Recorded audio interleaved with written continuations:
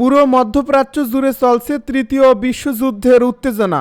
আমাদের হাতে এসেছে গুরুত্বপূর্ণ আপডেট আন্তর্জাতিক সংবাদ। শুরুতেই থাকছে ঈদের আগে লেবাননে ইসরায়েলি বাহিনীর সিরিজ বিমান হামলা। আরও জানাবো গাজার হাসপাতালে ইসরায়েলের ড্রোন হামলা, 3 সাংবাদিক নিহত। এবারে থাকছে প্রকাশ্য বিবাদে জড়ালেন ট্রাম্প ও মাস্ক। এদিকে জাতির উদ্দেশ্যে ভাষণ দেবেন ডক্টর ইউনূস। সব শেষে জানিয়ে দিব দেশের বাইরে থেকে ক্ষমাটা চাইব কিভাবে ওবায়দুল কাদেরের মন্তব্য। এতক্ষণ শুনছিলেন আপডেট সংবাদের শিরোনাম, এবারে বিস্তারিত। তবে তার আগে অনুরোধ রইল ভিডিওটিতে একটি লাইক এবং কমেন্ট করে জানিয়ে দিন ভিডিও সম্পর্কে আপনার মূল্যবান মতামত। আরও জানিয়ে দিন ভিডিওটি কোথা থেকে দেখছেন বা কোন জেলা। ঈদের আগে লেবাননে দখলদার ইসরায়েলি বাহিনীর সিরিজ বিমান হামলা। ঈদুল আজহার প্রাক্কালে লেবাননের রাজধানী বৈরুতের দক্ষিণাঞ্চলীয় উপশহরে সিরিজ বিমান হামলা চালিয়েছে ইসরায়েলি বাহিনী। প্রায় 1 ঘন্টা ধরে গতকাল বৃহস্পতিবার রাতে এসব হামলা চালিয়েছে খবর বিবিসি ও আল জাজিরার। ইসরায়েল দাবি করছে তারা ইরান সমর্থিত লেবাননের সশস্ত্র গোষ্ঠী হিজবুল্লাহর ড্রোন উৎপাদন কেন্দ্র লক্ষ্য করে হামলা চালিয়েছে।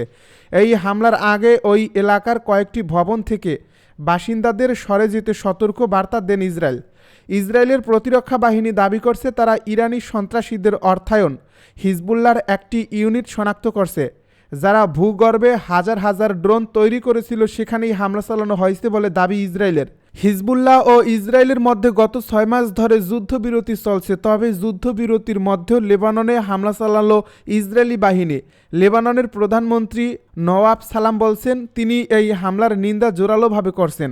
সামাজিক যোগাযোগ মাধ্যম এক্সে দেওয়া পোস্টে তিনি বলছেন, আমি মনে করি এগুলো আমাদের মাতৃভূমি, এর নিরাপত্তা, স্থিতিশীলতা ও অর্থনীতির উপর একটি পরিকল্পিত এবং ইচ্ছাকৃত আক্রমণ, বিশেষ করে ছুটির প্রাক্কালে এবং পর্যটন মৌসুমের সময়। লেবাননের প্রেসিডেন্ট জোসেফ আউনও এই হামলার নিন্দা জানিয়েছেন। তিনি একে একটি আন্তর্জাতিক চুক্তির স্পষ্ট লঙ্ঘন হিসেবে আখ্যায়িত করেছেন।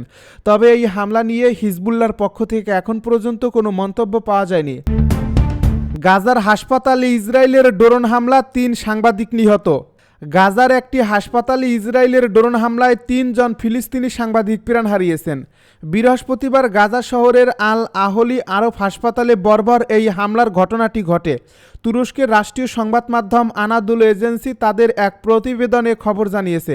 এ প্রতিবেদনে বলা হয়, একজন চিকিৎসা সূত্র নিশ্চিত করছে নিহতদের মধ্যে রয়েছেন প্যালেস্তাইন টিভির ক্যামেরাম্যান ইসমাইল বাধা, প্রতিবেদক সুলেমান হাজ্জাজ এবং শামস নিউজ এজেন্সির সাংবাদিক শামির আল রিফাই। তারা সবাই হাসপাতাল চত্বরে চালানো ড্রোন হামলায় প্রাণ হারান। স্থানীয় কর্তৃপক্ষ জানিয়েছে 2023 সালের অক্টোবর থেকে চলমান ইসরায়েলি হামলায় এ নিয়ে নিহত সাংবাদিকদের সংখ্যা বেড়ে দাঁড়ালো 225 জনে। কাতার ভিত্তিক সংবাদ মাধ্যম আল জাজিরা জানিয়েছে, গাজা সিটির আল আহলি আরব হাসপাতালে সাংবাদিকদের উপর অপ্রত্যাশিত এক হামলার ঘটনা ঘটে। সেখানে সূর্যের তাপ থেকে বাঁচার জন্য তারা একটি অস্থায়ী তাঁবু স্থাপন করেছিলেন। সেখানেই হামলা চালিয়েছে ইসরায়েলি বাহিনী। অ্যাংলিকান গির্জার মাধ্যমে পরিচালিত এই হাসপাতালটিতে এটি নিয়ে 8মবারের মতো হামলা চালানো হলো। এই হামলায় 3 জন সাংবাদিক ঘটনাস্থলে নিহত হন। একসময় হাসপাতালের ওই প্রাঙ্গণের যেখানে সুন্দর একটি বাগান ছিল, সেখানে তার মৃতদেহের ছিন্ন ভিন্ন অংশ ছড়িয়ে ছিটিয়ে ছিল বলে প্রত্যক্ষদর্শীরা জানিয়েছেন। অপর সাংবাদিকের পরে মৃত্যু হয়। এ ঘটনায় একজন জ্যেষ্ঠ সাংবাদিকও গুরুতর আহত হয়েছেন। আল আহলি হাসপাতালেই তার জরুরি অস্ত্রোপচার করা হয়েছে। পর্যাপ্ত চিকিৎসা সরবরাহ না থাকা সত্ত্বেও চিকিৎসকেরা তাকে বাঁচিয়ে রাখার চেষ্টা করছেন। সে বিবাদে জড়ালেন ট্রাম্প ও মাস্ক। বেশ কিছুদিন ধরেই বন্ধুত্বপূর্ণ সম্পর্কে টানাপোড়েন চলছিল মার্কিন প্রেসিডেন্ট ডোনাল্ড ট্রাম্প ও ইলন মাস্কের মধ্যে। আলোচিত কর ও ব্যয় সংক্রান্ত বাজেট বিল নিয়ে মতবিরোধকে কেন্দ্র করে গত সপ্তাহে ইলন মাস্ক যুক্তরাষ্ট্রের সরকারি দক্ষতা বিভাগের প্রধানের দায়িত্ব থেকে পদত্যাগ করেন। এ ঘটনার পর এবার পাল্টাপাল্টি আক্রমণাত্মক মন্তব্যের মধ্য দিয়ে প্রকাশ্যে বিবাদে জড়িয়েছেন তারা। বৃহস্পতিবার ট্রাম্প বলেছেন টেসলার সিইওর উপর তিনি ভীষণ হতাশ। ট্রাম্পের এই মন্তব্যের পর ইলন মাস্ক বলছেন ট্রাম্প অকৃতজ্ঞ। ট্রাম্প সাংবাদিকদের কাছে মাস্কের তীব্র সমালোচনা করছেন। অন্যদিকে সোশ্যাল মিডিয়ায় এক্সে একের পর এক পোস্টে ট্রাম্পকে পাল্টা তুলোধুনো করছেন মাস্ক। এমন প্রকাশ্য বাদানুবাদে দুইয়ের মধ্যকার দ্বন্দ্ব চরমে পৌঁছেছে বলেই মনে করছেন বিশ্লেষকেরা। এদিকে ট্রাম্প ও মাস্কের এমন পাল্টাপাল্টি বক্তব্যের পর টেসলার শেয়ার দর ব্যাপক হারে কমে গেছে। তিনি আরও বলেন, ইলন মাস্কের সঙ্গে আমার দারুণ সম্পর্ক ছিল, সেটা আর থাকবে কিনা আমি জানি না। ট্রাম্প বলেন, আমি ভীষণ হতাশ, কারণ এখানে উপস্থিত অন্য যে কারোর চেয়ে তিনি এই বিলের ভেতরের খুঁটিনাটি সম্পর্কে ভালো জানতেন। হঠাৎ করেই এটি নিয়ে তার সমস্যা শুরু হয়েছে। এদিকে ট্রাম্পের এমন মন্তব্যের পর সোশ্যাল মিডিয়া এক্সে পাল্টা জবাব দিয়েছে ইলন মাস্ক। তিনি লিখেছেন, আমি না থাকলে ট্রাম্প নির্বাচনে হেরে যেতেন, ডেমোক্র্যাটরা হাউজের নিয়ন্ত্রণ নিয়ে নিত, আর সেনেটে রিপাবলিকানদের সূক্ষ্ম ব্যবধান থাকত। অথচ ট্রাম্প এই ধরনের অকৃতজ্ঞতা দেখাচ্ছেন। ইরান ও ইসরায়েলের মধ্যে ছায়াযুদ্ধ আরও জটিল আকার নিচ্ছে। মধ্যপ্রাচ্যে ইরান ও ইসরায়েলের মধ্যে চলমান ছায়াযুদ্ধ দিন দিন আরও জটিল ও বিপজ্জনক রূপ নিচ্ছে। দীর্ঘদিন ধরেই উভয় দেশের মধ্যে সরাসরি যুদ্ধ না হলেও বিভিন্ন অঞ্চলে গুপ্ত হামলা, সাইবার আক্রমণ ও প্রতিদ্বন্দ্বী গোষ্ঠীগুলোর মাধ্যমে পরোক্ষ সংঘাত চলছে। তবে সাম্প্রতিক ঘটনা প্রবাহ এই সংঘাতকে সরাসরি সংঘর্ষের দিকে ঠেলে দিচ্ছে বলে আশঙ্কা করছেন বিশ্লেষকেরা। সিরিয়া, লেবানন, ইরাক ও ইয়েমেন এই 4 দেশ বর্তমানে ইরান ও ইসরায়েলের ছায়াযুদ্ধের প্রধান মঞ্চে পরিণত হয়েছে। ইসরায়েল দাবি করছে ইরান তার সামরিক প্রভাব বাড়াতে হিজবুল্লাহ, হাউথি ও অন্যান্য গোষ্ঠীগুলোর মাধ্যমে অস্ত্র সরবরাহ এবং প্রশিক্ষণ দিচ্ছে। অন্যদিকে ইরান অভিযোগ করছে যে ইসরায়েল তার বিজ্ঞানী ও সামরিক স্থাপনায় গুপ্ত হামলা চালিয়ে দেশটির নিরাপত্তাকে চ্যালেঞ্জ করছে। সম্প্রতি সিরিয়ার রাজধানী দামেস্কে ইরানি কনসুলেট ভবনে বিমান হামলায় বেশ কয়েকজন ইরানি সামরিক উপদেষ্টা নিহত হয়। তেহরান এই হামলার জন্য সরাসরি ইসরায়েলকে দায়ী করে প্রতিশোধের হুমকি দিয়েছিলেন। পাল্টা হিসেবে ইরান সাইবার হামলা ও মধ্যপ্রাচ্য জুড়ে তার সহযোগী গোষ্ঠীগুলোর মাধ্যমে ইসরায়েলি পাল্টা হামলা হিসেবে ইরান সাইবার হামলা ও মধ্যপ্রাচ্য জুড়ে তার সহযোগী গোষ্ঠীগুলোর মাধ্যমে ইসরায়েলি স্বার্থে আঘাত হানছে। এই যুদ্ধের আরেকটি জটিল দিক হলো পরমাণু ইস্যু।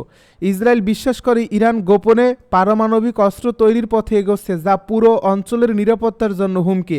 ইসরায়েল তাই সম্ভাব্য ইরানি পারমাণবিক স্থাপনাগুলোর বিরুদ্ধে হামলার প্রস্তুতি নিচ্ছে বলেও গুঞ্জন রয়েছে।